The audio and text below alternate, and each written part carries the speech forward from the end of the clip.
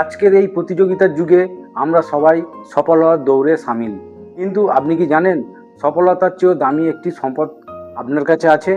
তা হলো আপনার মূল্যবোধ। সফল মানুষ হয়তো অঢেল টাকা বা ক্ষমতার মালিক হতে পারেন, কিন্তু সেই সফলতা যদি অন্যায়ের পথে আসে তবে তার কোনো মর্যাদা নেই।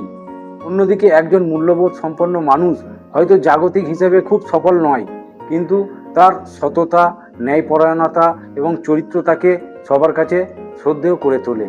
মনে রাখবেন, সফল মানুষ হওয়া অনেক সময় ভাগ্যের ওপর নির্ভর করে, কিন্তু মূল্যবোধ সম্পন্ন মানুষ হওয়া সম্পূর্ণ আপনার নিজের হাতে। আদর্শ বিসর্জন দিয়ে পাওয়া সফলতা আসলে এক ধরনের পরাজয়। সফলতার চেয়ে নিজের ব্যক্তিত্ব আর আদর্শকে কি আপনি বেশি প্রাধান্য দেন? কমেন্টে জানান। জীবনের এই সঠিক দিশাগুলো প্রতিদিন পেতে আমাদের প্রতিদিন একটু শিখি পরিবারের সঙ্গে যুক্ত হয়ে যান।